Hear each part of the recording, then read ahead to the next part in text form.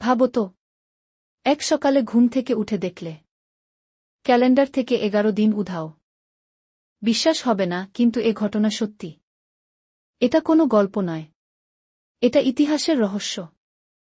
1752 সালের সেপ্টেম্বরে 2 তারিখের পরেই এল সরাসরি 14 তারিখ। 3 থেকে 13 তারিখ কোথাও নেই। তখন মানুষ আতঙ্কে চিৎকার করে বলেছিল, আমাদের জীবন থেকে 11 দিনকে চুরি করল। আসলে তখন ইংল্যান্ড বদলাচ্ছিল তার সময়ের হিসাব। পুরনো জুলিয়ান ক্যালেন্ডার বাদ দিয়ে নেওয়া হয়েছিল গ্রেগরিয়ান ক্যালেন্ডার, যেখানে সূর্যের গতির সঙ্গে মিলিয়ে নতুনভাবে ঠিক করা হয়েছিল দিন তারিখের হিসাব। এই পরিবর্তনের কারণেই ইতিহাস থেকে হারিয়ে গেল 11টি দিন।